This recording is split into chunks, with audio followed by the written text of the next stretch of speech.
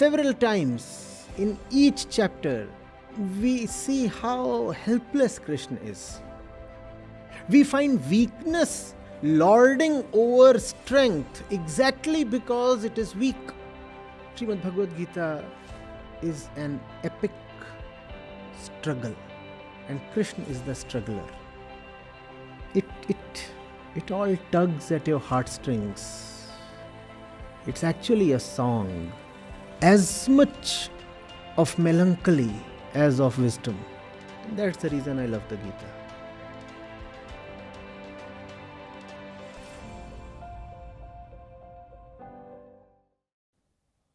The first chapter of the Srimad Bhagavad Gita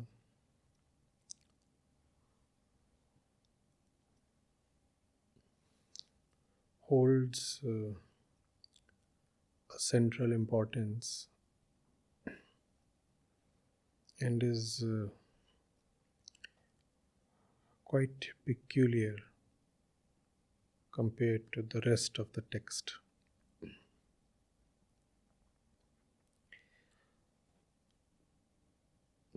It opens with a query from Dhritarashtra, the father of the Kauravas. And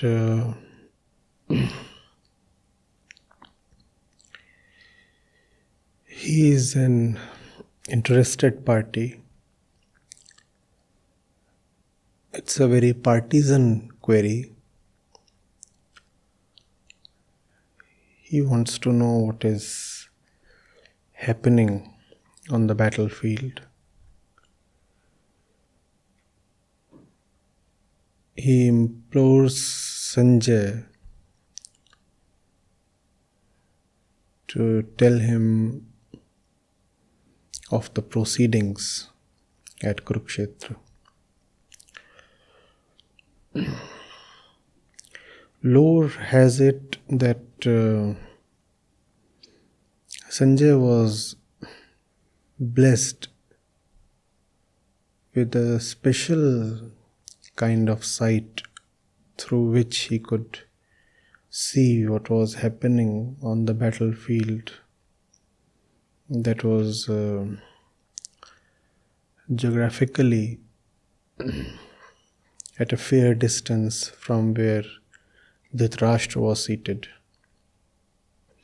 But that thing is of no importance. It does not matter whether Sanjay had divine vision or he was simply being communicated the news through some normal kind of communication arrangement.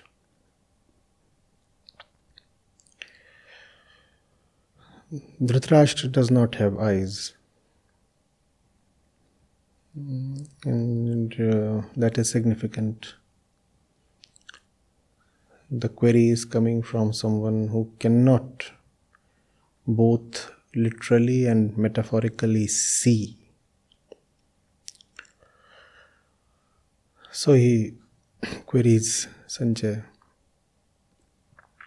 Tell me, Sanjay, assembled at Dharmkshetra, Kurukshetra, all ready to fight, what did my people and the Pandavas do? So Kurukshetra, it's obvious from the way the question is framed, was already a renowned place, a place of religious significance. And that's where the two armies have congregated. And what happens next is for Sanjay to relay.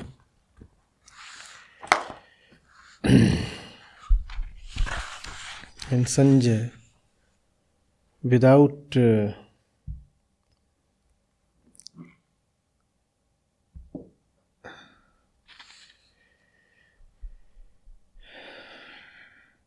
beating about the bush, very directly proceeds to communicate the status at the battlefield. And he says, Duryodhan, seeing the Pandavas arrayed in a battle formation, approaches the teacher Dron and says, so it's Duryodhan who is told to be going to Dron, and what is it that Duryodhan says? Duryodhan says, look, Acharya, look, O teacher, look at the great army of the Pandavas, the sons of Pandu, and arranged together by the son of Drupad, who is your blessed disciple. So,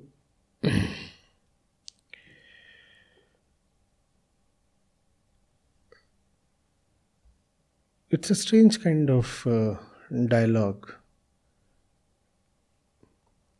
The armies are all ready to have a go at each other, and Duryodhan in this moment goes to Dron and says, look at the enemy, look at their mighty army. And the two persons he names are both students of Dron.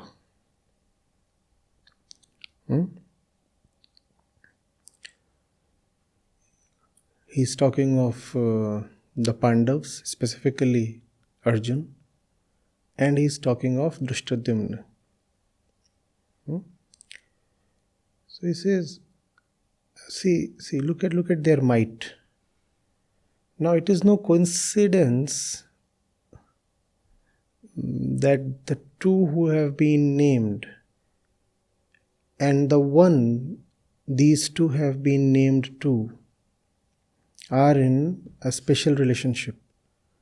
It is almost as if he is taunting the teacher. Look how indiscreet you have been. The ones you taught are now ready to kill you. And factually what Duryodhan is saying is right, but it is indeed unwise of him to say that at this moment.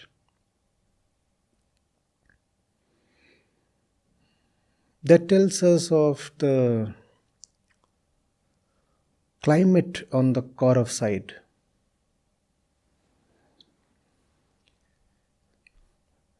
The various people are all standing together, the warriors, the fighters, but there is hardly anything really strong and central uniting them.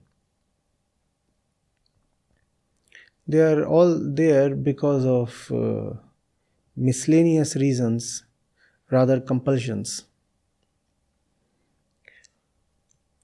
So Bhishma is there because he has his vow to keep. The 100 brothers are there because the eldest among them has ordered them to.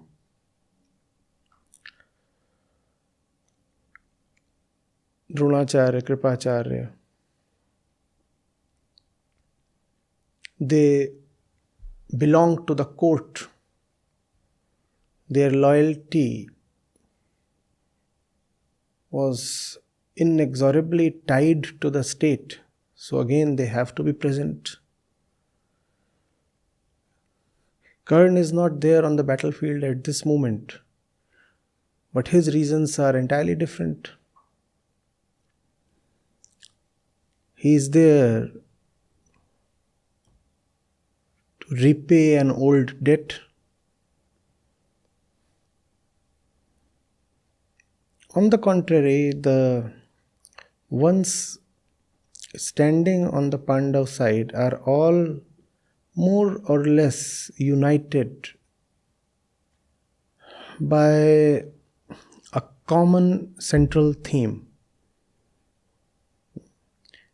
And Krishna stands for that centrality. The name of that centrality is Dharma.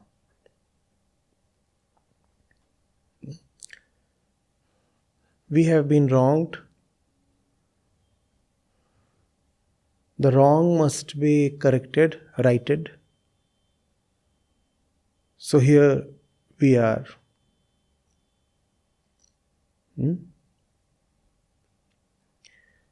So this kind of disarray and confusion is not evidenced on the Pandav side. We must not just read what has been mentioned, we must also see what is significant by its absence. So there is a psychic strife being mentioned on the Kaurav side, and that kind of a strife is not being mentioned on the Pandav side. That absence is significant. And that absence is the very nature of Dharma. Dharma is not a special presence of something extraordinary. It is the absence of a lot of things that plague the normal, the ordinary mind. The ordinary mind is beset with suspicion, strife, greed, jealousy, fear, illusion. You don't find that on the side of Dharma. On the side of Dharma, there is just silence.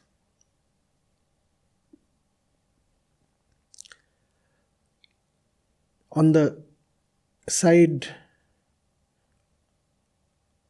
of normality, which is mostly adharma,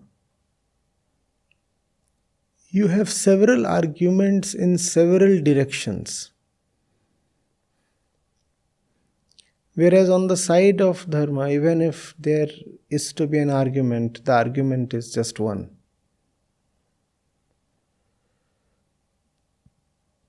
Stay here, do what is needed, for that is dharma. So when Arjun starts going astray, that is the only argument that Krishna has. Though that argument is presented in the course of the Bhagavad Gita in hundreds of forms. But whatsoever is being said, ultimately, the argument is just this. Be here, do the needful, for that is what you must do. So, signs of disquiet, unrest, self-doubt are evident on the Kaurav side right in the beginning. And then we see more of it. It is both interesting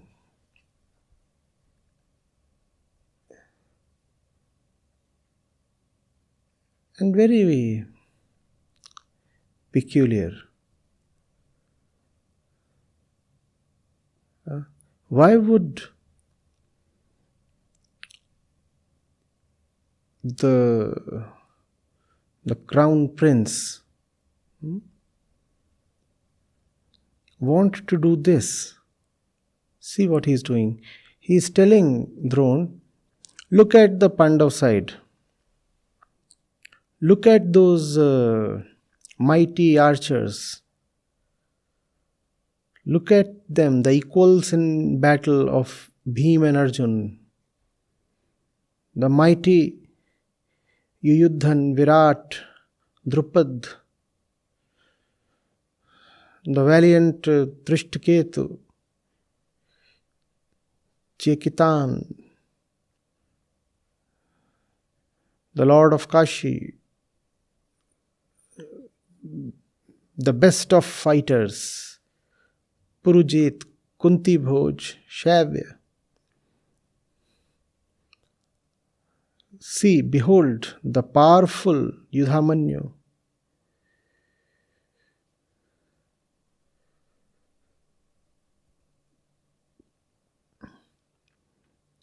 Look at the brave Uttamaja, Saubhadra. Look at all the sons of Draupadi, Draupadeyah, Saubhadra. And so many of those great warriors are there on that side. Look at them. Dron, my teacher, why would somebody do that?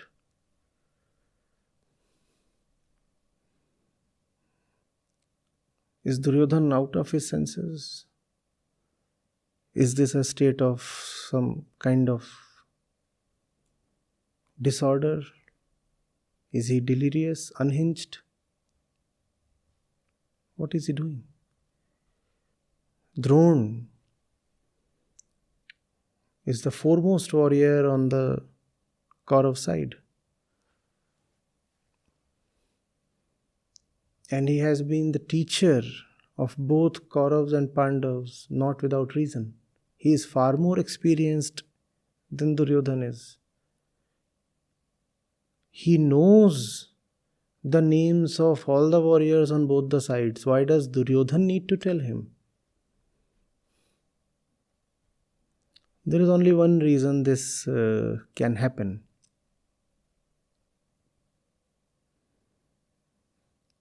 Duryodhan has just lost it.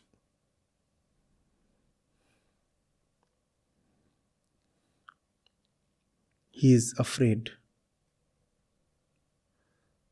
Even though his army is significantly bigger than that of the Pandavas, yet there is a deep fear. He is trembling. And this fear is making him utter nonsense. At a moment when composure is needed, he is simply letting his confusion spill over to a very important asset of his side.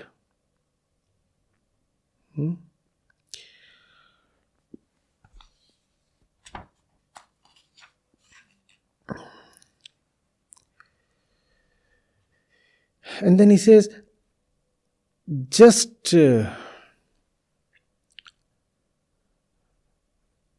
telling you the names of the warriors on that side does not suffice. Just for your information, just to augment your knowledge, now I'll proceed to narrate you the names of the warriors on our side. And Dron must be wondering, why exactly is this needed? In fact, I already know the names of more warriors than Duryodhan can recite. What is he doing? And one can visualize Dron giving a strange look to Duryodhan. But Duryodhan is lost. Even open and direct words are unlikely to have an impact on him. Krishna addressed him very squarely, and Duryodhan didn't heed. In this moment, it's unlikely that subtle non-verbal communication can have any effect on Duryodhan.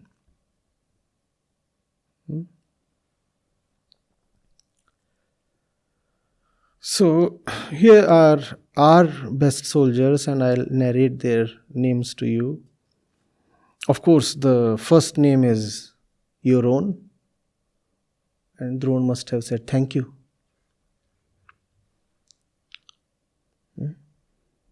Thank you for reminding me that I stand on your side and I am a foremost warrior.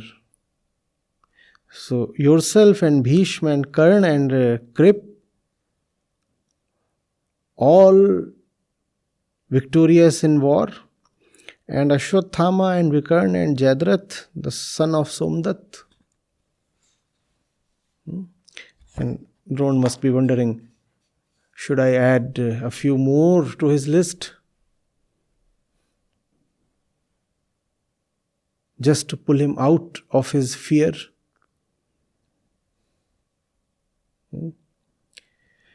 And many other heroes as well, all highly skillful and armed with various kinds of weapons.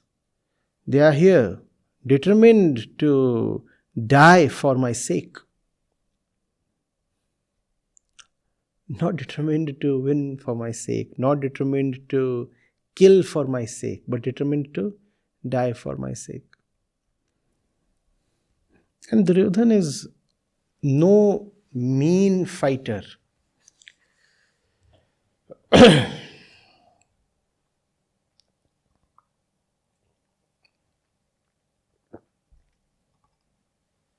He justifies his reputation in the last battle, in the mace battle with Bhim. He is himself a top fighter. And yet, he is greatly perturbed. That's what happens when you represent adharma. You won't even know why you are so disturbed, so unsure, so unseated. Why do you feel wrong-footed all the time? Logic will be on your side. The numbers will be on your side. You'll have a whole range of arguments to support and justify your position, and yet something within you would be just very unsure of itself. In spite of all the factual evidence available, you would be sensing an impending doom.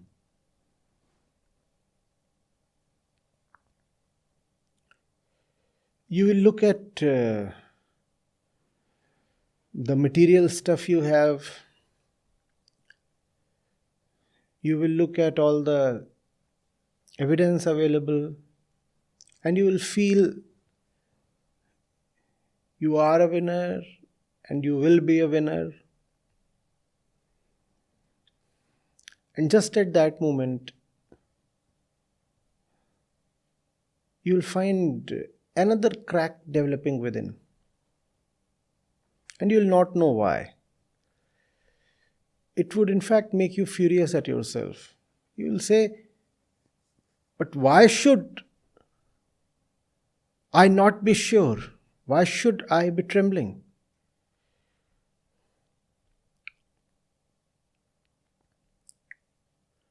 All is okay. All has been arranged, managed. I have a right to feel confident, and yet I feel so unsure. Why? And on that side, I see someone who is inferior in numbers, who does not look like having the strength.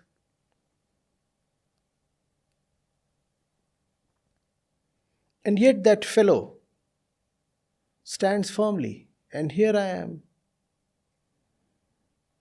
shaking and trembling. I have no right to be thus confused and fidgety. I must be okay. And if I'm not feeling okay, then I must at least display that I am okay. And you will want to display to everybody and yourself that you are okay. But your inner being will refuse to feel okay.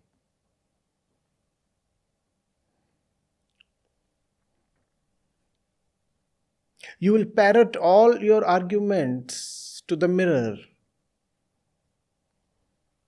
But the one in the mirror would still stand confused and afraid.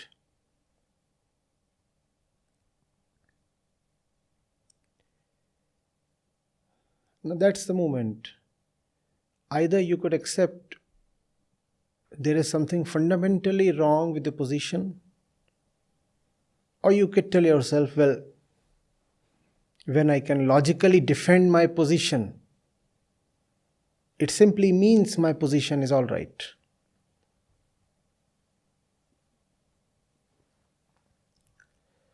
I have thought it through.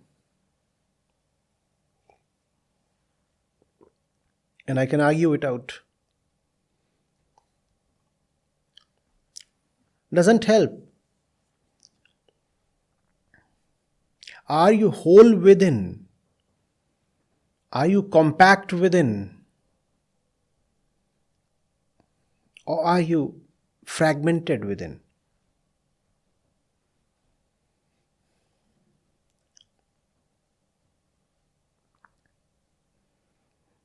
Can you look at dharma in the eye?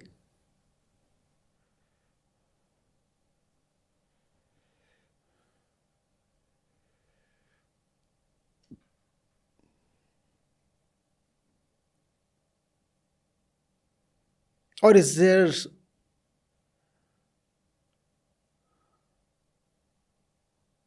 a part of you that is actually very ashamed of itself?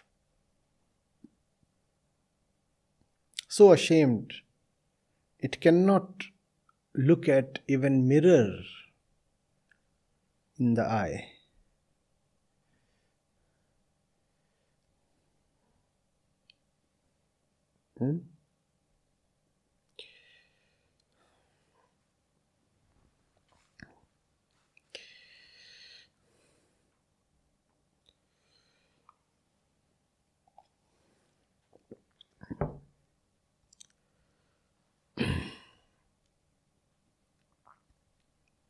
This is our army.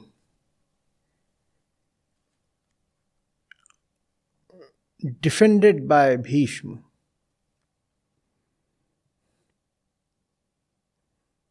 Yet very insufficient. And look at that army of theirs defended by Bhim that appears so sufficient. Now, between Bhim and Bhishma, apparently Bhishma is the more experienced and more renowned fighter. Plus, his weapon is technologically more advanced.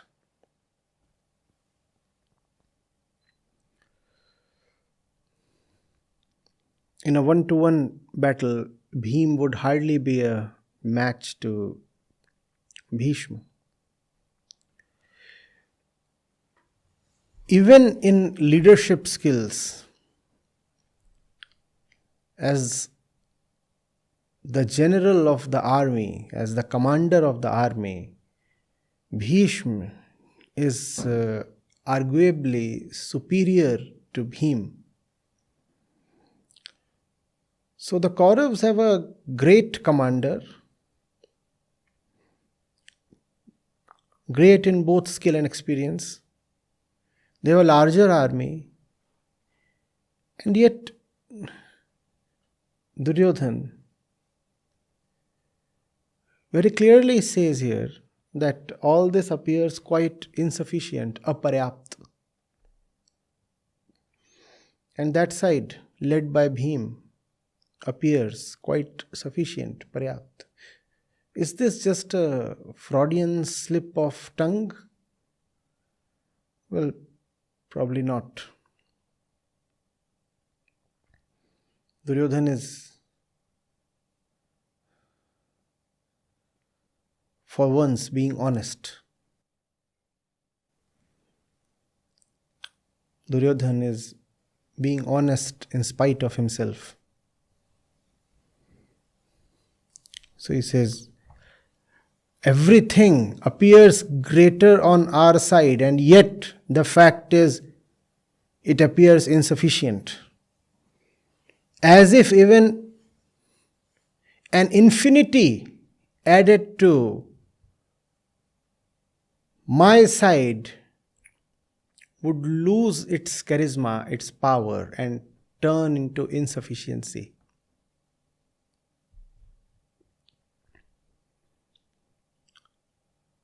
Just as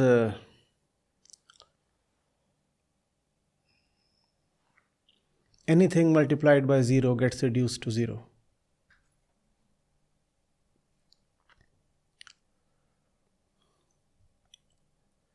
Just as it does not make much sense to increase the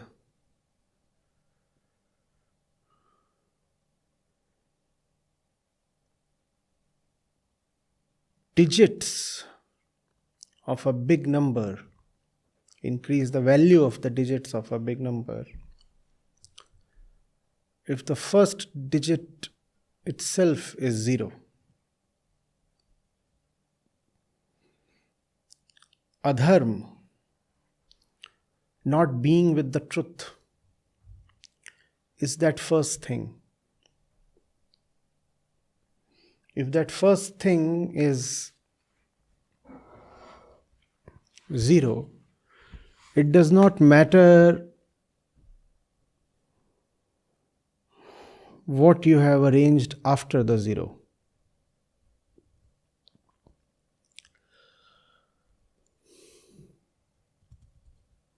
Or does it? Now that leaves the adharmic one, the opposer of righteousness, in a strange situation. He will even feel victimized. He will say, look, I did so much. Look, I did so much. And yet I am being declared inferior. I have been called a loser. Look, I did so much. He'll say, look at my accomplishments. Look at my score sheet. It reads 0999. 27 units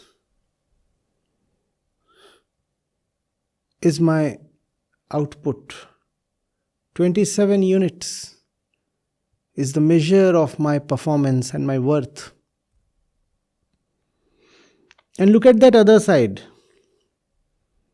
Their score, their worth reads 1000. How much have they done? Just one. Here I am with 27 units under my belt, and that side has just 1 unit. They did practically nothing. And yet I am being told they are greater than me. Some mad judge came and declared 1000 is greater than 999. Now I don't buy that. It takes a lot of effort to arrange a 9, followed by another 9, followed by another 9. Do you understand how much it takes? I have done a lot. 27 units is my contribution. But sir, you forgot the one. And the rules of dharma are strange. You are justified in your place to say that you have done a lot. You have done a lot, but at the wrong place. So, you probably have a right to complain. You probably have a right to feel like a victim. You can grudge existence.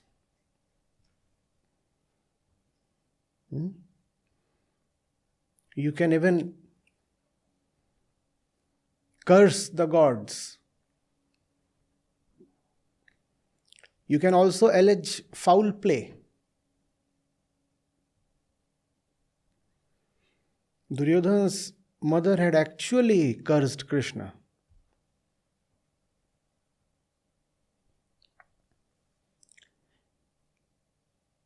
And even to this day, people keep saying that Duryodhan couldn't have been defeated but for foul play.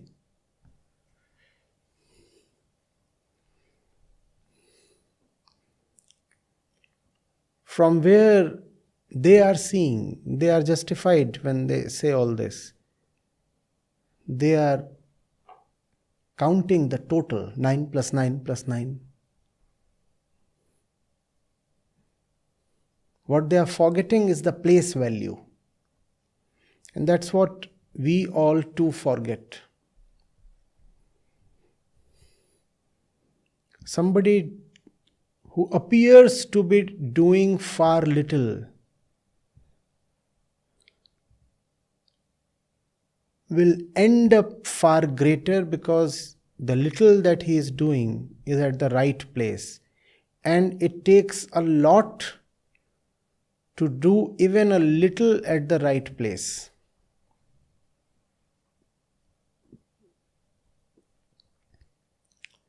And it's far easier to do a lot at the wrong place. In a 4-digit number, managing a 1 at the highest place takes a lot more than arranging 9s at other places.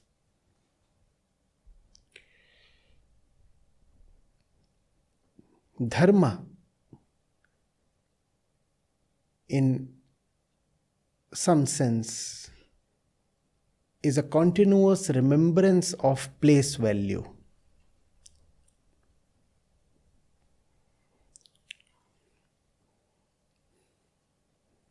Do not just count the amount. See who the amount is dedicated to.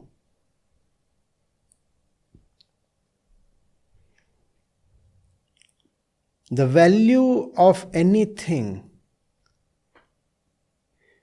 is relative to what the thing is dedicated to, where that thing stands and what that thing stands for.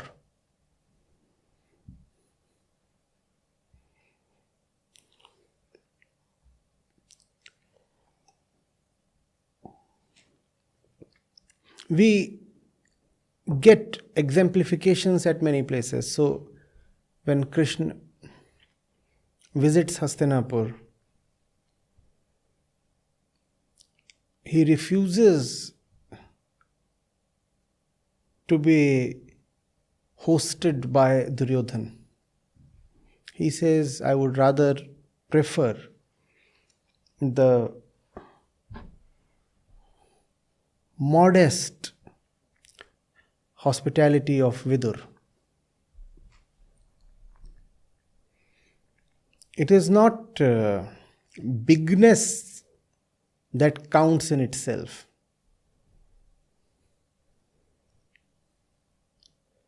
It is not quantity that matters. The place where that quantity is provides quality to that quantity.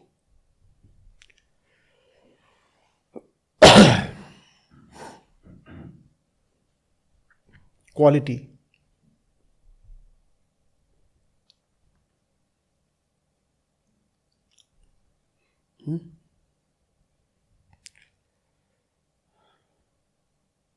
Place value.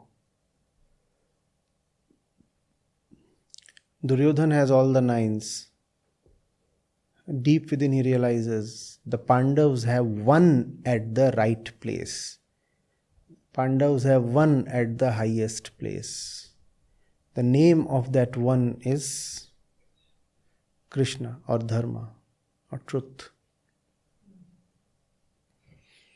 And when you realize that, it's a very chilling feeling.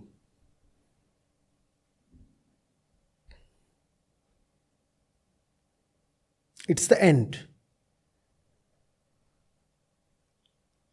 No argument holds good after that.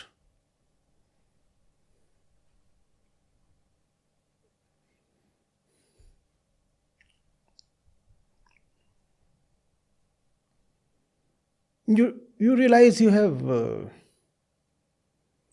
set up the entire circuit but forgotten to switch the power on. You've done everything except the one right and final thing that matters.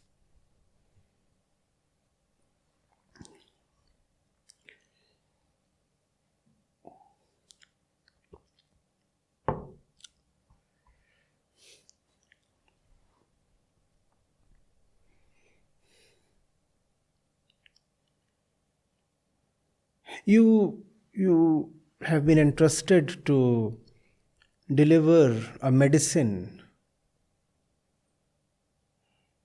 to somebody critically sick. And you travel long distance to reach that person. And just as you approach his bed, you realize you have come all the way but forgotten the medicine. That kind of a feeling of finality.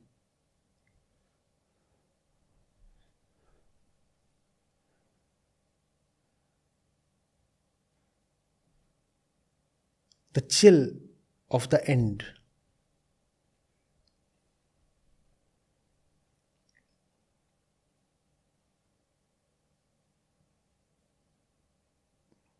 A realization you have been both stupid and wronged.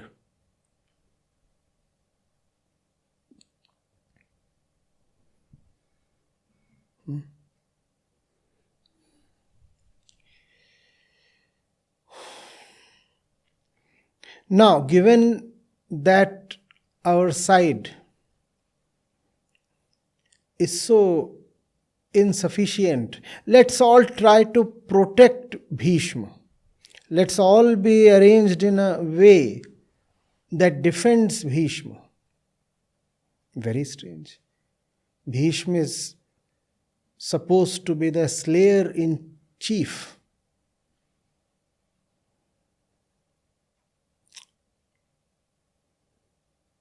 The destroyer non-peril. And yet Duryodhan says, come on, let's all protect our destroyer. What's going on? What's going on?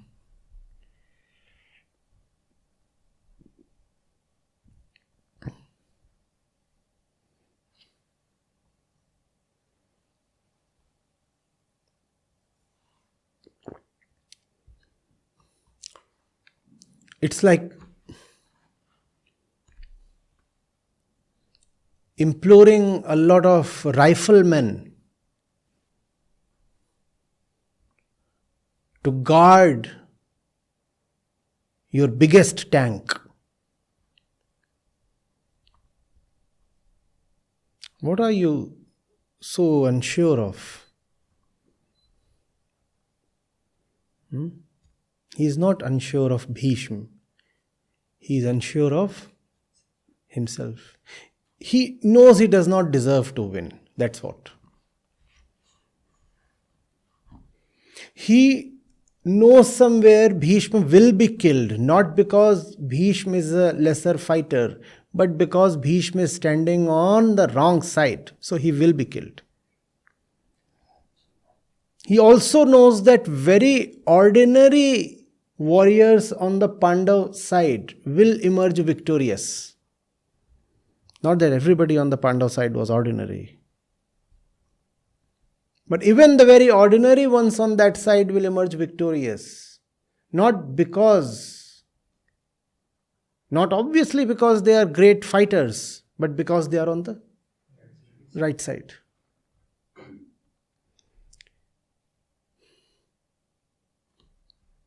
In an epiphanic moment, he realizes how stupid he would look to have had a great and resourceful army and the best of fighters arrayed in his favor, and yet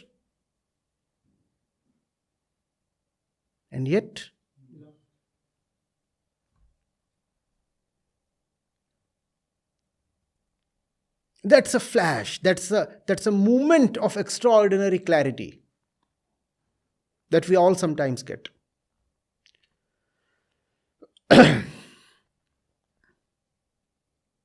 That sometimes happens, usually in very significant moments. And this is one significant moment. Do you see how on the Kaurav side, Duryodhan is going bonkers? And something a little similar is going to happen to Arjun on the Pandav side. The two principal warriors are both getting very nervous. It happens. That's the outcome of a big movement like this one. This battle is supposed to be the biggest one in centuries. Practically every warrior worth the name from across the various kingdoms in North and Northwest India were assembled there.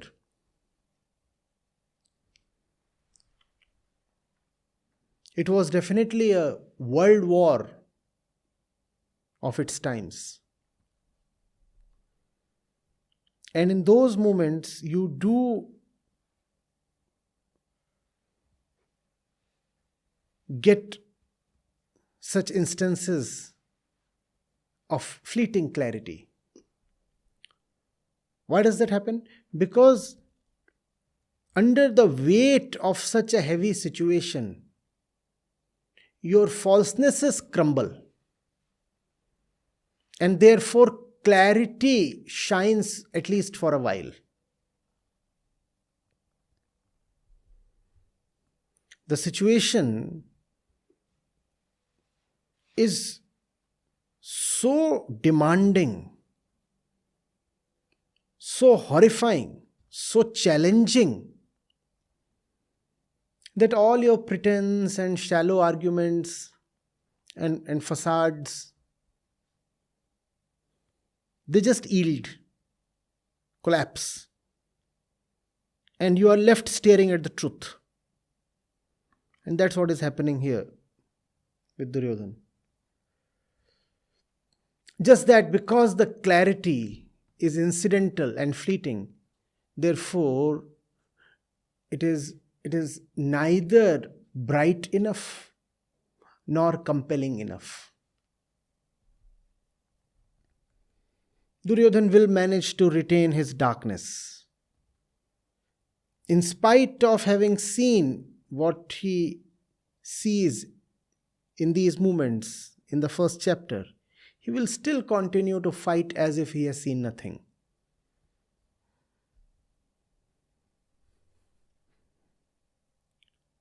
The first chapter is, in fact, the difference between Duryodhan and Arjun. Duryodhan is nervous, confused, bewildered, but he has no Krishna to go to. He goes to Dron. Dron is his teacher. Arjun is bewildered. He too goes to Krishna. Krishna is his. And that makes all the difference. And all of this is happening in the first chapter itself. Had Duryodhan a Krishna to go to, who knows? Everything might have been different. But then these things can't just happen wishfully or incidentally. It was not without reason that Arjun had a Krishna by his side. Arjun had worked hard to deserve a Krishna. And Duryodhan had worked equally hard to lose Krishna. When the two of them had gone to Krishna to seek his favor, his support in their respective battle efforts,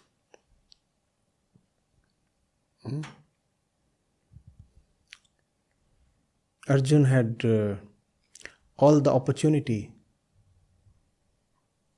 to ask for Krishna's resources, quantity, 999. Arjun refused all of that. Arjun said, I want you. Mind you, Duryodhan had a right to feel victimized even then, because of the two, Duryodhan had apparently approached Krishna earlier.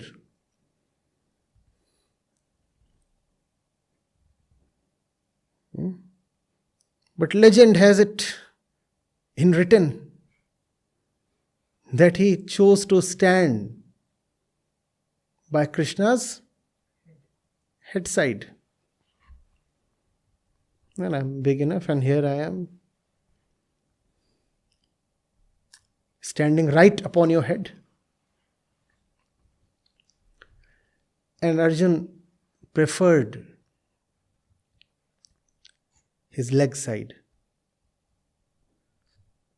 So, as is natural, the sleeping man opens his eyes and he won't turn around to look at who is standing behind him. So he looks at Arjun, who is standing at his legs, and says, yes, please tell me. Duryodhan intervenes. He says, I came first. Krishna says, but I saw him first. I will decide as per my experience. I saw him first. And Arjun could have lost it all that moment. Arjun could have said, I want this, I want that. Krishna said, you'll have the first right to choose. But remember, you can choose either me or all my resources, including the Narayani army that is famous for not ever being defeated. It's an invincible army. Arjun says, I want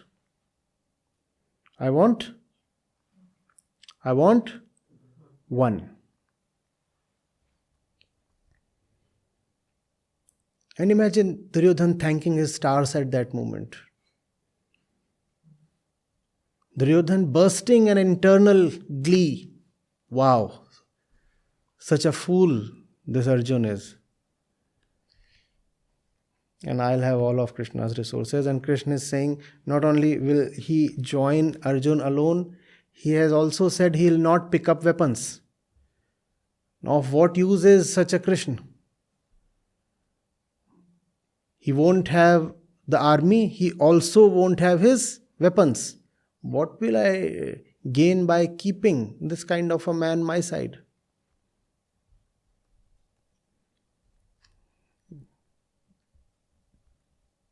That's where Duryodhan lost it.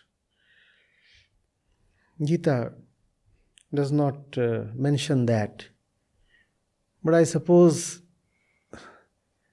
that moment when Duryodhan lost Krishna would have just flashed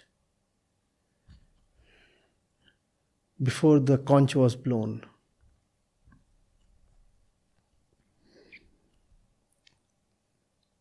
Duryodhan would have looked across to that side and said, not Dron. At this moment I needed a Krishna to talk to.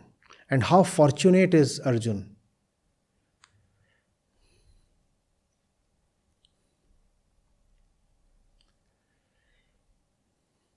I feel all over the place and I can see Arjun is equally scattered.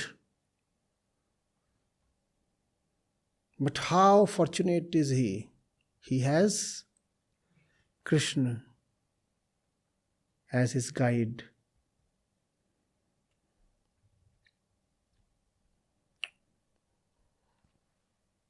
As his charioteer.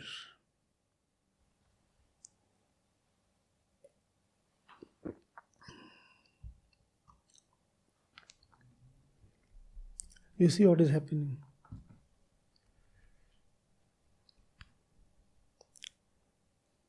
The entire situation so replete with meaning.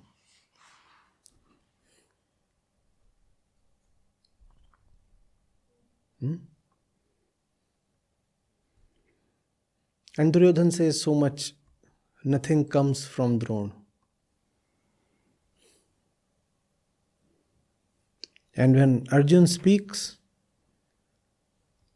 Krishna responds with a Gita.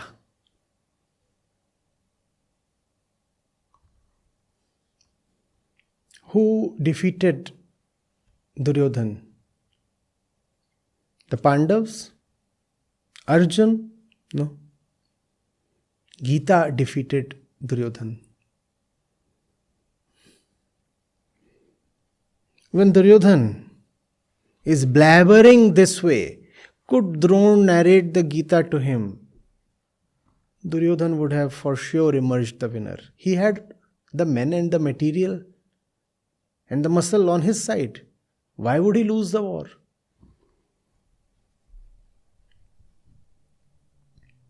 Man on man, the Kauravas were superior.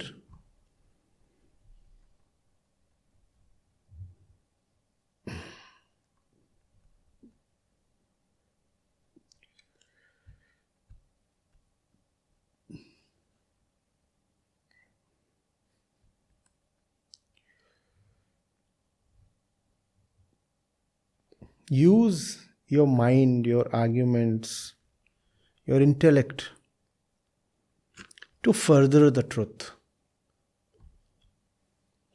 in service of the truth. Don't use all these little things to assess the truth or to oppose the truth.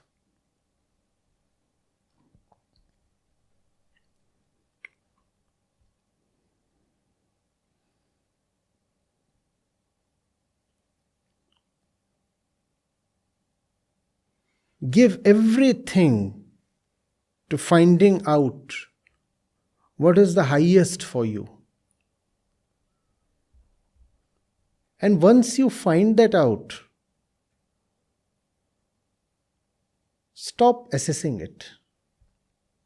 Start serving it.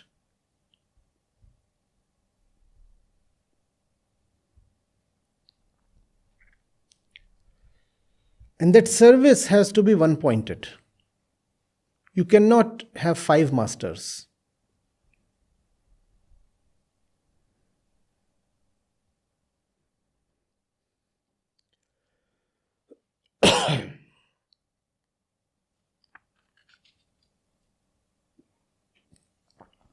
So, Dron, let's defend Bhishma. And Bhishma is probably hearing all this. So, that powerful oldest Kuru, Bhishma, in order to cheer up Duryodhan, now sounded aloud a lion roar and blew his conch. That's what the oldest Kuru is being made to do. And by any kind of calculation, Bhishma is at least 80 at this moment. He could be 90 or 100, that's possible. But in no way is he anything less than 80. And this 80-year-old man finds himself responsible for cheering up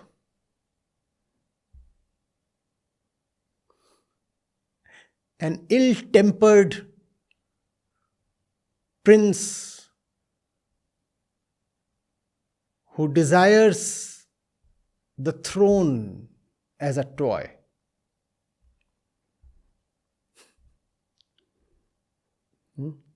Why?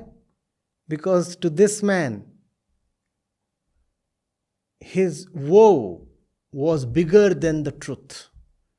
Just as to Duryodhan, his toy was bigger than the truth. A moment to reflect. What is to you bigger than the truth?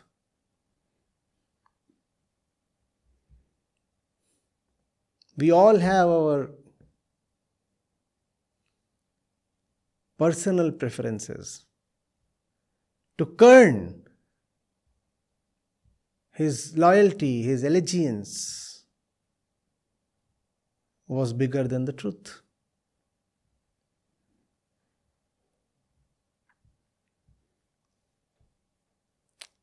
No?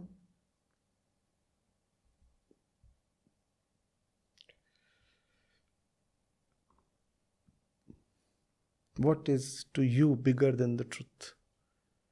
And you'll never say, to me, falseness is bigger than the truth. No. Was Bhishma fighting Arjun to defend falseness? Bhishma would not say that. Nor do we want to say that. Come on. Would Karn say that he is a defender of falseness? No. So do not see what you stand for. That becomes difficult to see because what you stand for is very intimate to you. And you are so close to it, so proximate to it, so identified with it, that the proximity blurs your vision. You won't be able to really see what you stand for. If this is just so near to my eyes, can I see what's written here? I won't. You lose sight of what you are too close to.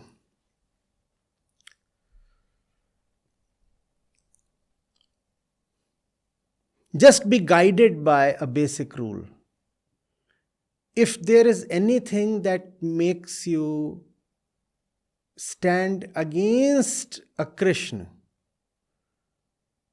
that thing deserves to be called your personal falseness.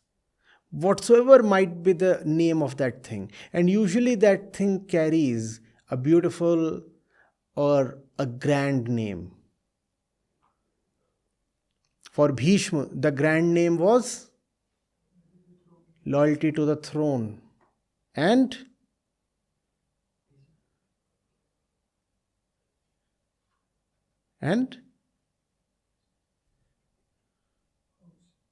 keeping his word. Woe. I will not go back on my word. Bhishma will not say he is defending falseness. He will say he is defending his word, and that's a noble thing to do. Irrespective of what you are defending, if it makes you stand against Krishna, just know that your lovely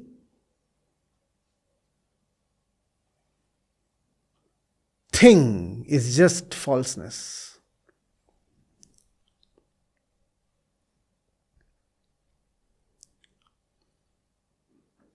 Falseness would not sustain if it were to openly declare its name.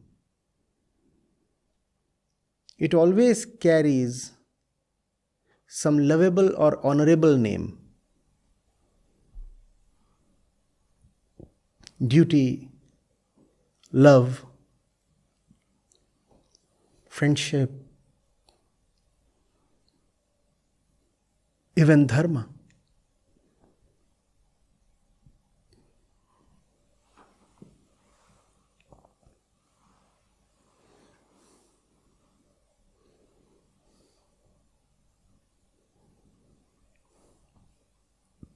Getting it? So Bhishma blows the conch and taking cue from Bhishma, conches and kettle drums and trumpets and horns blared forth from the entire Kaurav side. And the sound that was thus raised was tremendous. And after this, we have Arjun.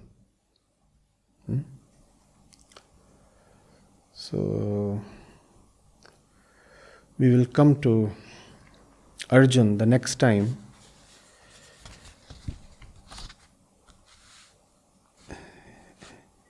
It behoves us rather to spend more time with the one of our kind, Duryodhan. Because once you come to Arjun, you come to Krishna. And with Krishna you anyway have to stay for the entire length of the Gita. For a few days at least, let's stay with Duryodhan. And that might be actually very beneficial because Duryodhan's condition is very similar to ours. I am fond of telling my audiences every time I'm with the Gita that see that you are Arjun. Please see that you are Arjun, and only if you see that you are Arjun will the Gita be beneficial to you. Why will Krishna come to you if you are not Arjun? But over the years, rather decades, experience has taught me that most people do not want to be Arjuns. Most people do not even want to have a Krishna by their side. So then, it is the example, the metaphor of Duryodhan that is more applicable to most people.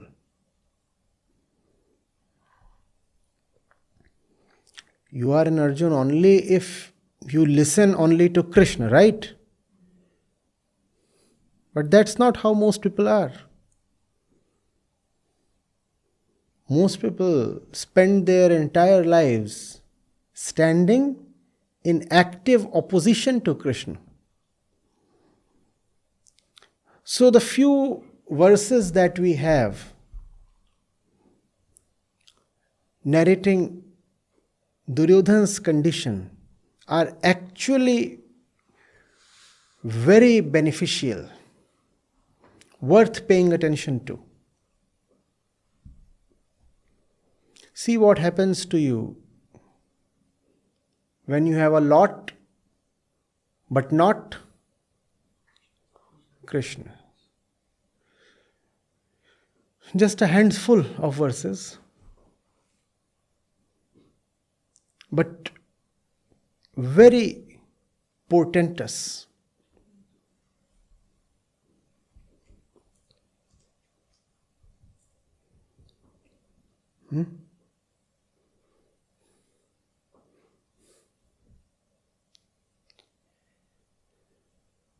When there is no center, strength crumbles and becomes weakness.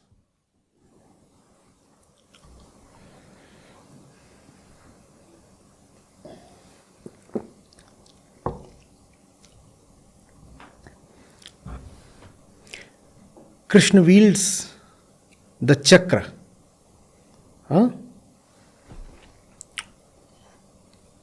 That's the weapon of his choice, right?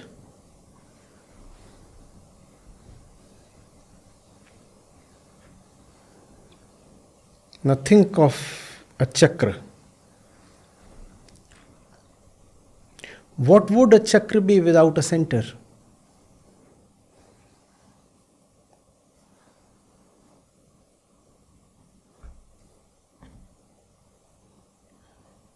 Would it hold? It falls apart. Can't visualize?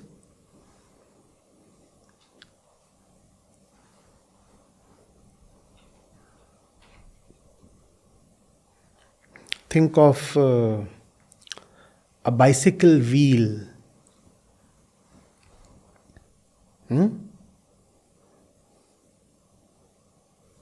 Centerless. Would it be able to take any pressure?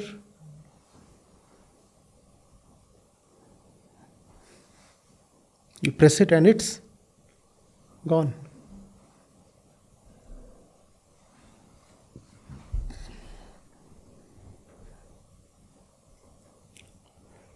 Dharma is the center that holds everything together. That's why when you are in the truth, you are said to have wholeness. Wholeness does not mean having a lot. Wholeness does not mean having a whole lot of things. Wholeness comes from having a center. A little thing with a center gets crystallized.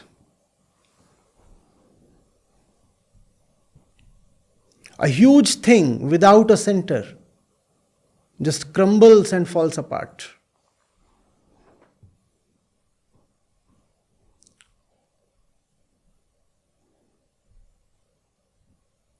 A little thing crystallized becomes like a bullet.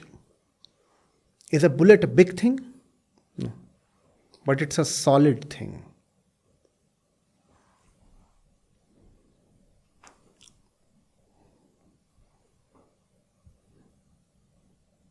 and a bullet will prevail over a lot of loose iron files. How much is a bullet? A few grams. Right? And you can have a ton of loose iron files. You'll not be able to win a war with that. Something consolidated, something crystallized, something held very tightly to its core will always prevail over something very big but very amorphous, very powdery, very loose.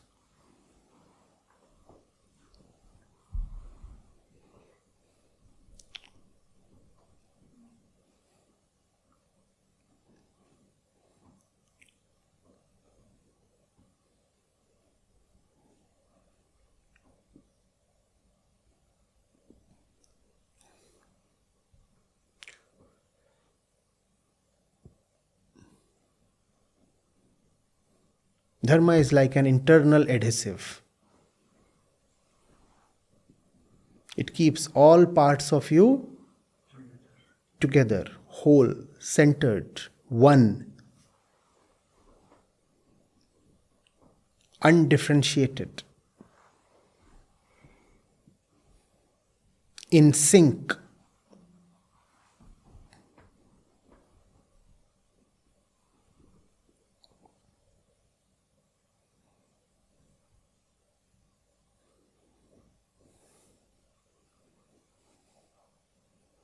Dharma is a bit like the various organs of your body, knowing how to operate in tandem.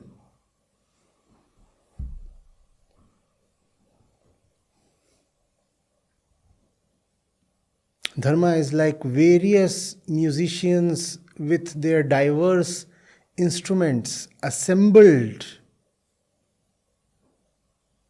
in an orchestra.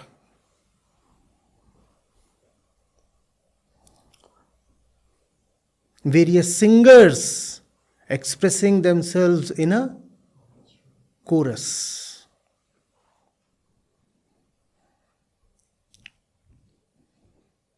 Dharma is that musicality, that harmony.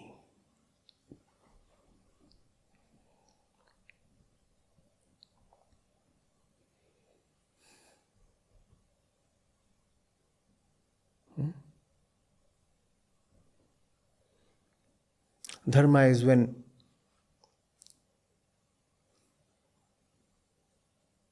the eyes sense food and the mouth secretes saliva.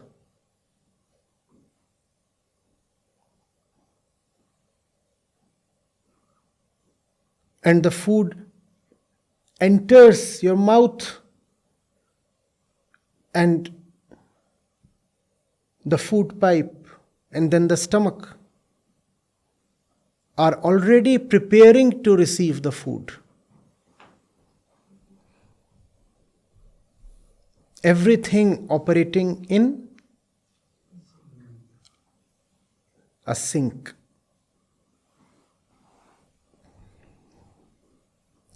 The parts not being at cross purposes.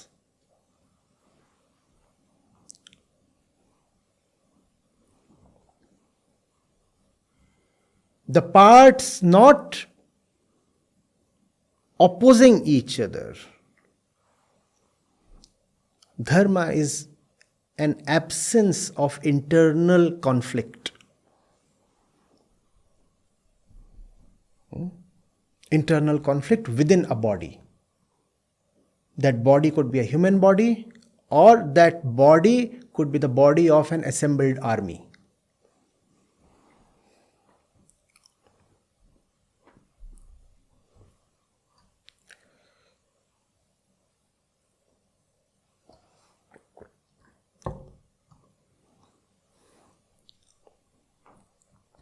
Dharma therefore means a lot of internal peace.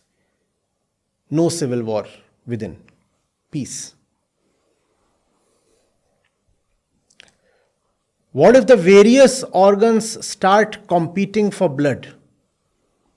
What would the poor heart do? No, they don't compete. The heart provides them with their needed quota, and all are okay. Who will win if one arm wrestles with the other? Please tell me. Who will win? For sure, you will lose.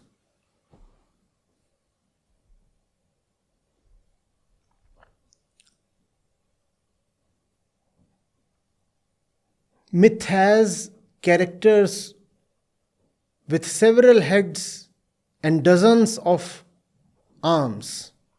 Do you see what that represents? That represents the mind. That represents our internal state. Several heads, what does that mean? And several arms, what does that mean? Several possible options of action. The arm denotes action. So if a figure is shown with 16 arms, what does that mean?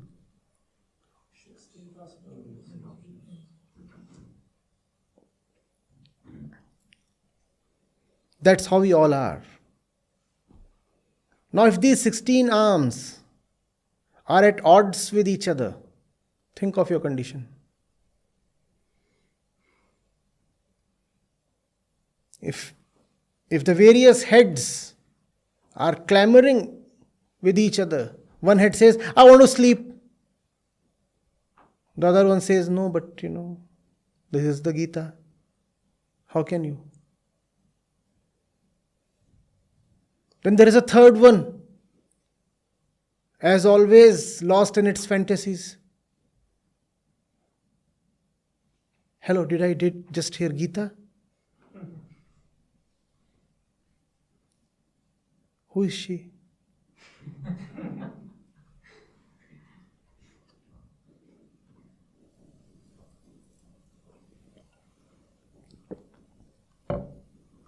And then the fourth one, scolding the first three. Would you chatterboxes all shut up, please? I am meditating.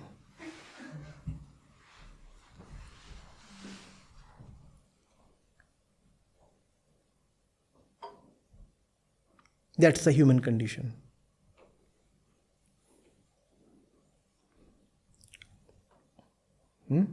That's Duryodhan. Can you see how deeply Duryodhan at this moment is missing Krishna, loving Krishna, worshipping Krishna? Do you see how in a moment Duryodhan would have wanted to give everything up just to have Krishna by his side?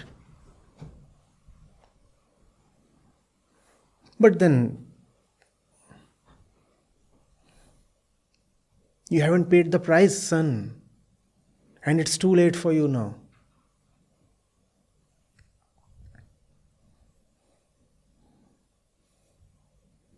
He does say that the army that side is paryapt and the army this side is aparyapt, but he doesn't say why. What makes the army that side paryapt? He must be so envious of Arjun, no? Think. He would be saying, Arjun, you won. And you won before the first arrow was shot, the first conch was sounded. And it's so unfair. In a fair battle, probably I would have been a match to you, especially if it's mace versus mace. I would have brought you down, Arjun. But you won. And it's so unfair.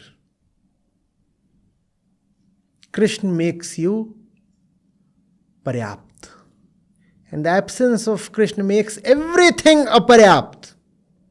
I have everything. I do not have that one. Mind you, Krishna does not refer here to a person. Krishna refers to dharma. You are fighting for a higher cause. And being human and being conscious, how do I deny the fact that I am fighting for a lower cause? You won, Arjun.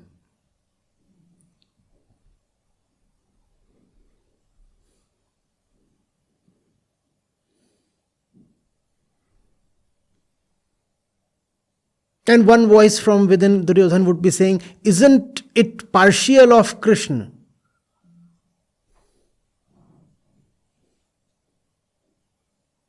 to not have taught me? I carry the same blood, come from the same lineage. I'm not inferior at all. Why did you not bless me with your companionship?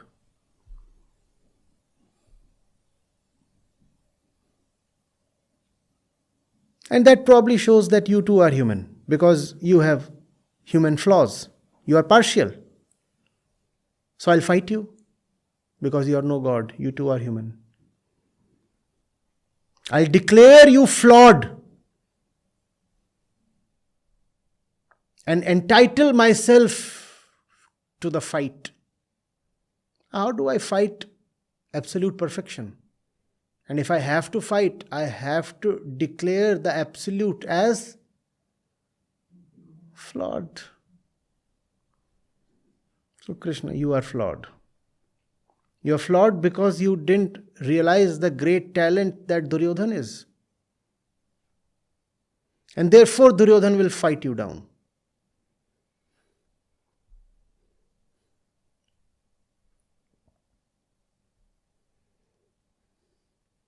This is the picture within Duryodhan. Not a pretty one. Or is it? Never let yourself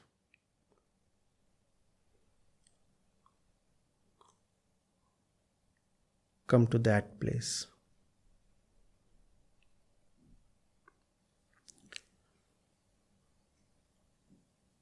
Don't oppose the truth for so long and with such determination that one day it becomes impossible for you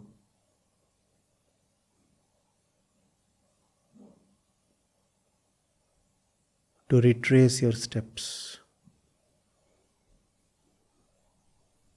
Going astray is one thing.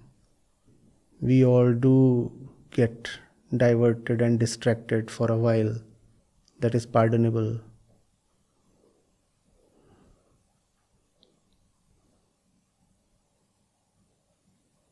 But don't let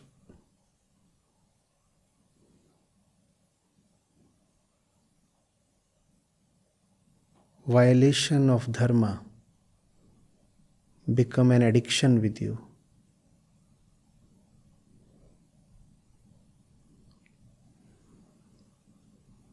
Don't become a compulsive betrayer.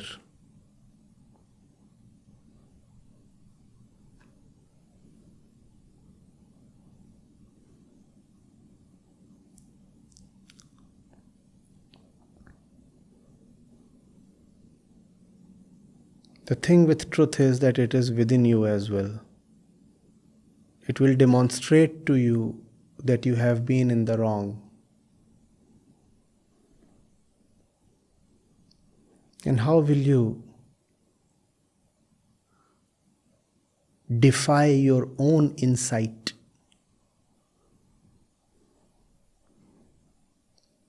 Nobody at this moment is pressurizing Duryodhan to accept his follies.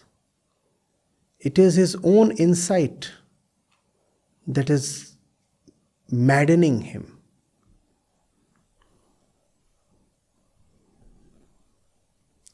The truth can bring sanity to you.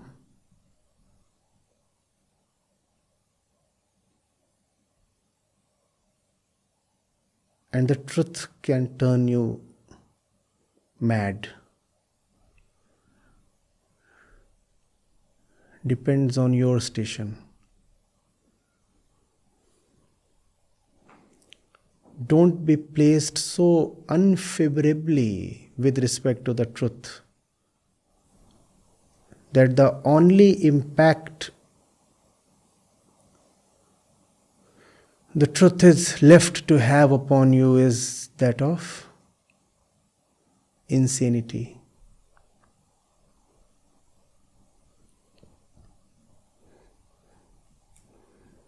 If Krishna approaches Duryodhan at this moment, he won't fall at his feet, would he? He would turn even more insane.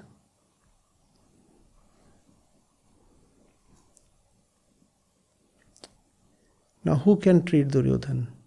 If you have brought yourself to a condition when even the truth is going to turn you insane, who will help you now? You'll find you are continuously avoiding the truth. Avoiding.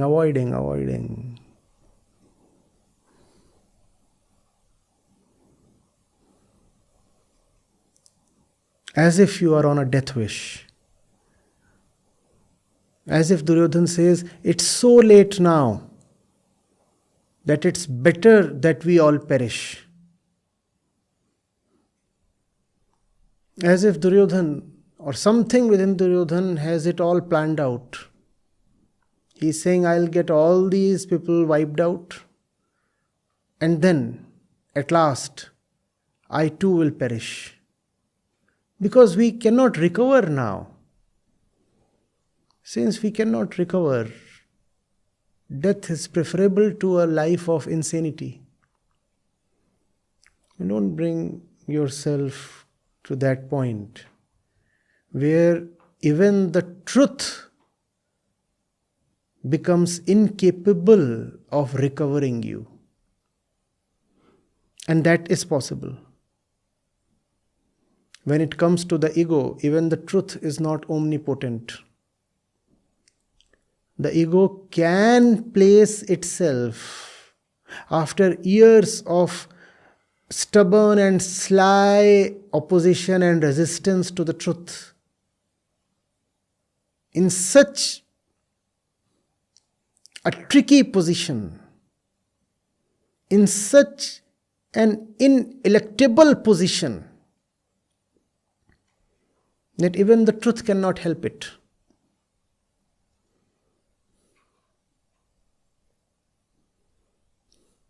Don't be too sure of the truth. The truth is not omnipotent. You will not always be saved. The omnipotence of truth is contingent on your receptivity and your willingness to improve, to recover, to dissolve, to listen.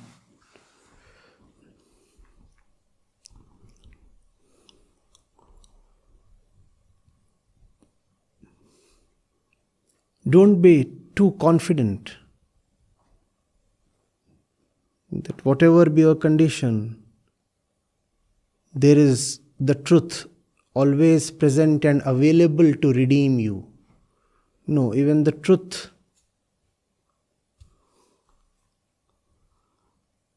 would fail to redeem you.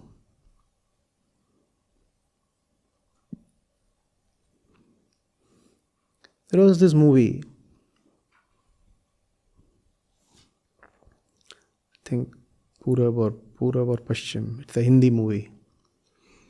And there is this song, a poignant one, And a couple of lines always fascinated me.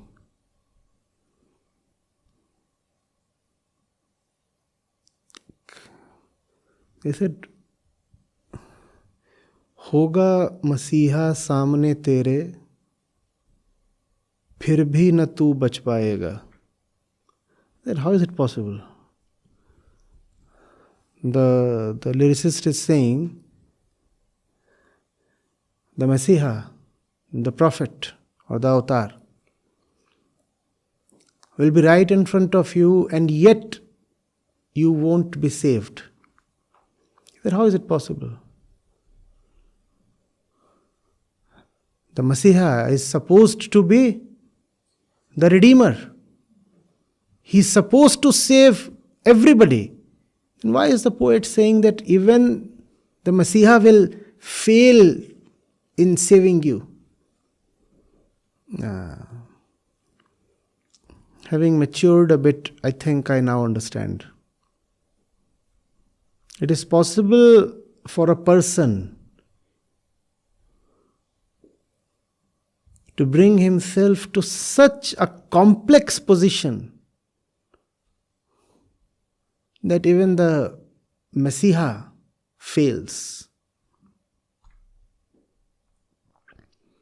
As if these lines were written for Duryodhan. Krishna is right in front of him, and yet Duryodhan cannot be redeemed. And Krishna is no stranger. Krishna is a relative. Duryodhan has known Krishna since his childhood. In a physical way, Krishna has been almost by Duryodhan's side for long years.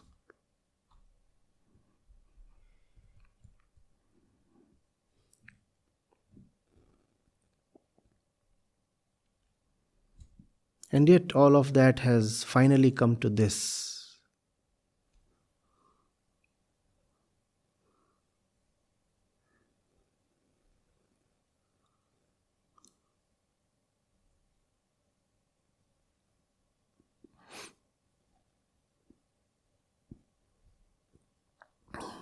Yes, questions?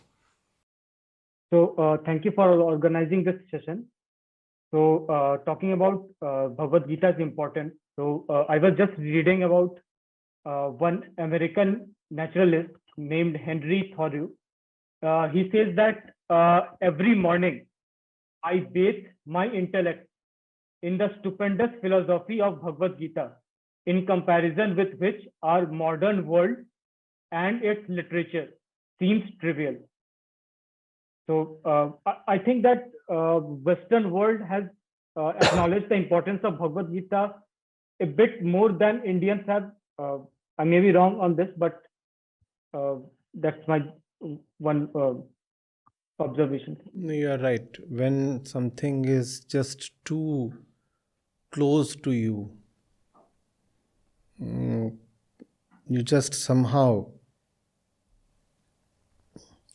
lose measure of its importance. Because the Gita happens to be a commonplace thing in India, a household name in India, therefore it is evident that it has ceased to mesmerize Indians. Familiarity, someone said, breeds contempt. So, yeah. If not contempt, then at least indifference. If you become familiar, too familiar to greatness, greatness ceases to dazzle.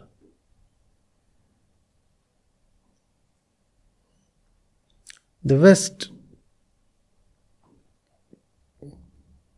encounters the Gita with relatively fresh eyes.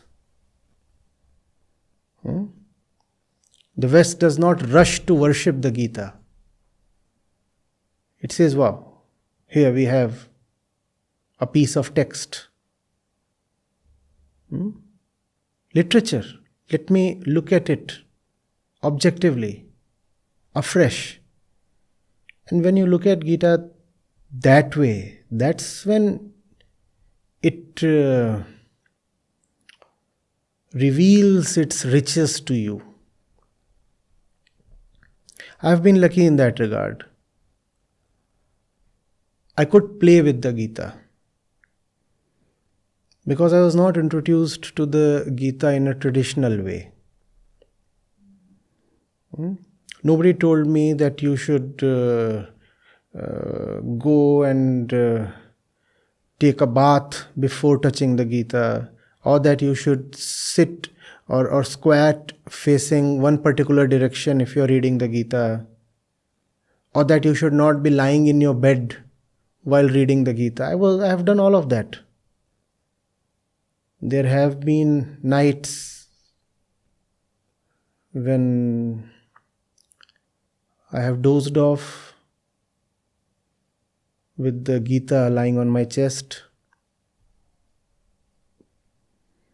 I have not read the Gita in any kind of structured or sequential way. I would just open the book randomly and allow the verses to captivate me. I've also not felt obliged to go by the conventional meanings of the verses. So it helps if you can look at the world or anything with unconditioned eyes.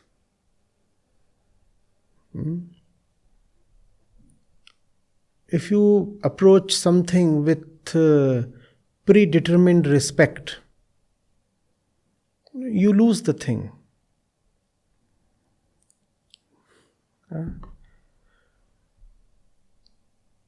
When you turn something into organized religion, you lose touch with its underlying beautiful philosophy. So, Gita became a small part of a huge religious complex for Indians. For the West, it didn't turn into religion. It remained philosophy.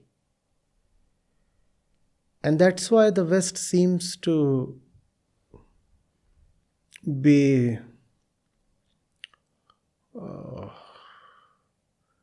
able to penetrate relatively deeper into the Gita. You named Thoru. There are several other examples. And we have more examples coming up every decade. India, that does not quite seem to be happening. See, the Gita is not tradition. You have been with the Hindi course as well. You very well know that the Gita is an active destroyer of convention, tradition, myth, belief, such things. And that aspect of the Gita has hardly ever been brought out. If you see what Arjun stands for, Krishna is representing an attitude that can very truthfully be called as very modern. No? And because modernity first came to the West, therefore the West is naturally more likely to resonate more closely with the Gita.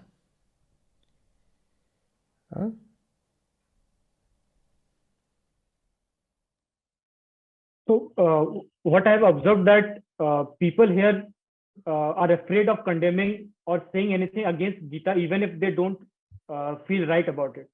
Whereas in West, for example, Jean-Paul Sartre, he started condemning that, not condemning, but he said that I didn't like the fact that Krishna was pushing Arjun to fight, though he corrected himself later. But I was saying that Sartre Critiquing. didn't think that, yes. Critiquing. He was critiquing. Yes. So he was not afraid of critiquing because Yes. he didn't take Yes. Gita to some kind of Yes. The same thing I found myself in the same situation. I recall that many a times. So I would pick up a particular verse and vividly remember one day father was on the dining table and I go rushing to him and I say, "Ye to koi baat nahi hui." And I was pointing at a particular verse. What is this written? What is Krishna saying here? Ye to koi baat nahi hui. Those were my words. Ye to koi baat nahi hui. So I was lucky. I could have that freedom to openly dissent against even Krishna. And had I not had the right to dissent, I would also not have the right to love. Both require freedom, no? There can be no dissent without freedom, and there can be no love without freedom. So Gita can be read only in freedom. When you make the Gita a part of your religious complex, when you turn it into an obligatory reading, then there is no freedom.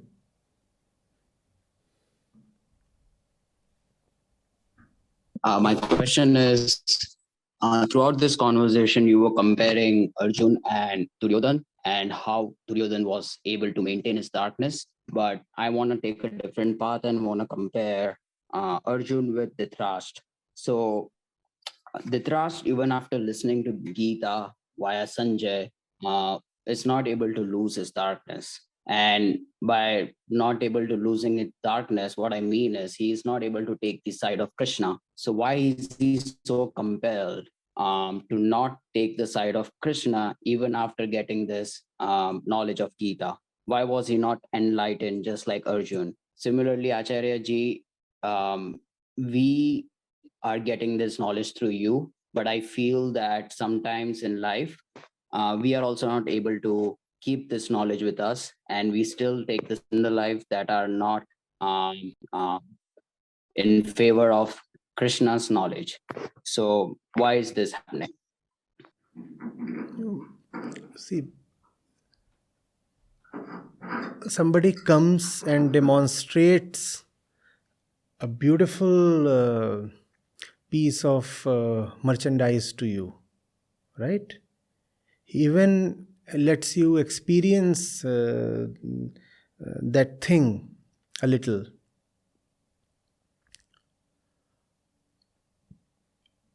But you won't be able to benefit from whatever he is offering if you're not prepared to pay the price. Arjun is being told to slaughter his kith and kin. That's the immensity of the price Arjun is paying.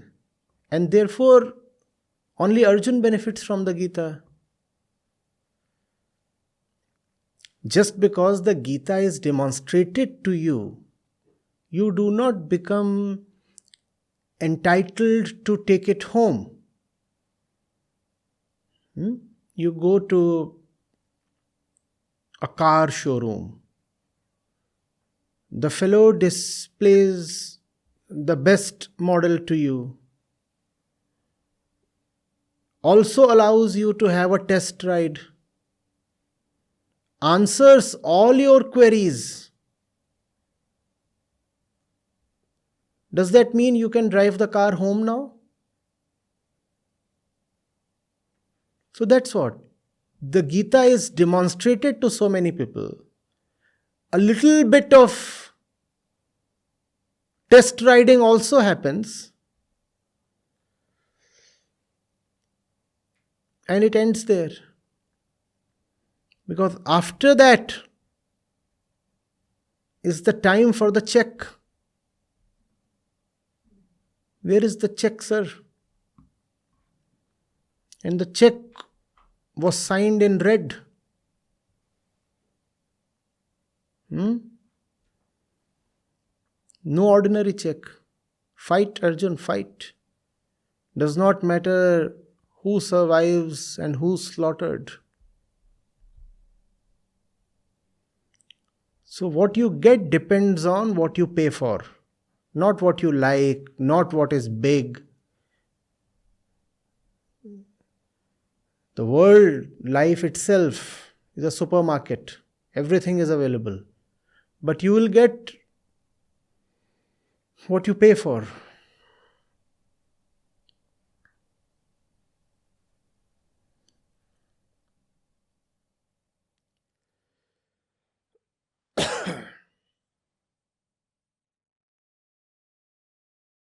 Thank you, Acharya ji. That was the question I had today. Wonderful. Acharya ji, first of all, it is an honor asking you this question and sitting here in front of you today. Welcome.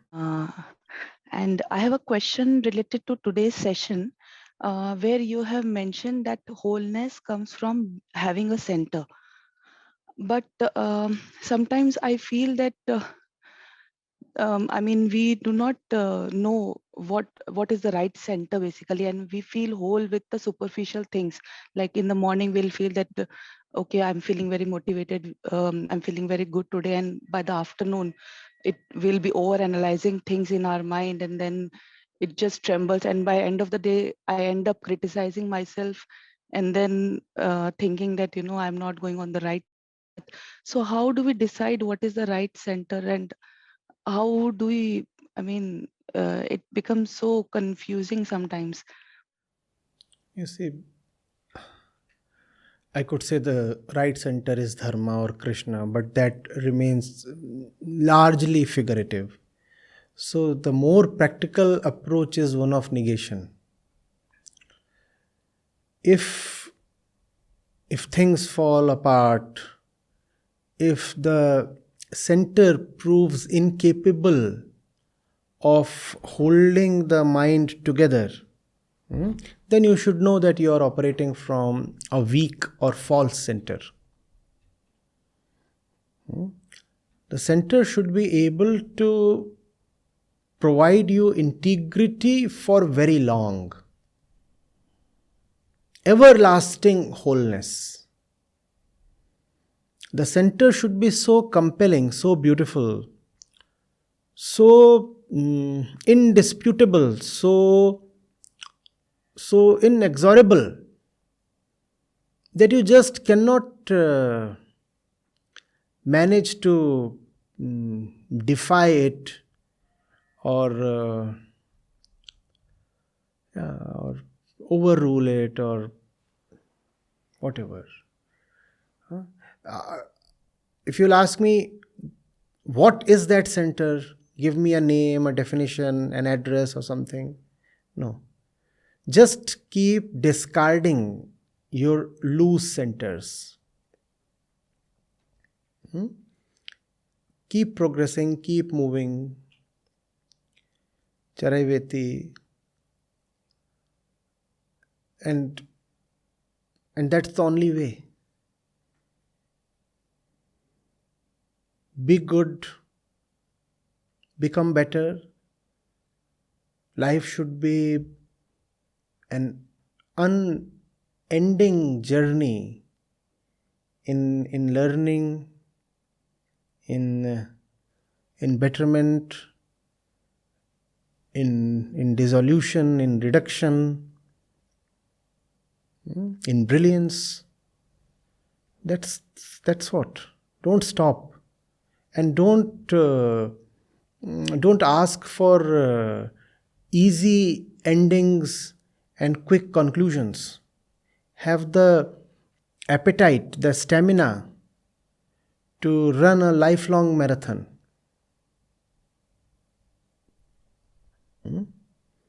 Don't be lazy. Right? Wherever you are, that point can never be a final one. And if you have already reached a final point, what's the point living on? When your train reaches the destination, what do you do? What do you do? You unboard, you get out of it. So if you ever say you have reached the destination, I'll say, well, time to. Right? So it's all right being in the train. Be a journeyman, a journeywoman, continuously.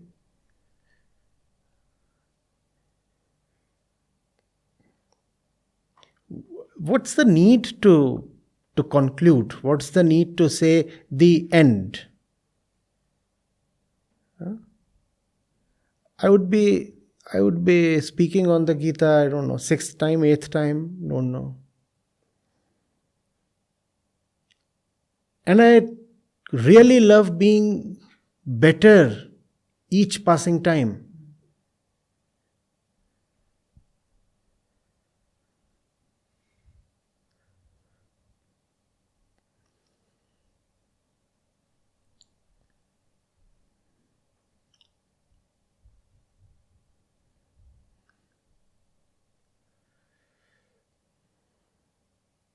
No?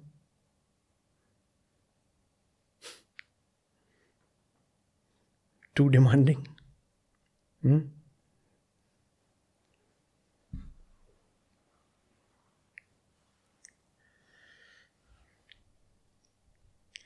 If the heart does not get tired pumping blood,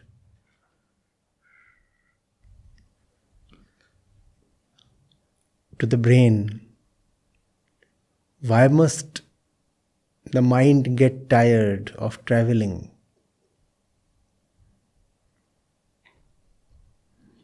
Why else is blood being pumped to your brain?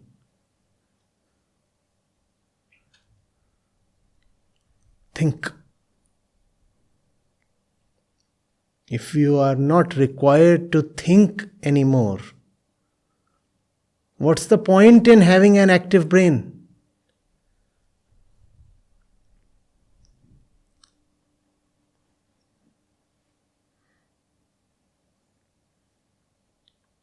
Yeah, that's all. Thank you, Acharya ji. That's it from me.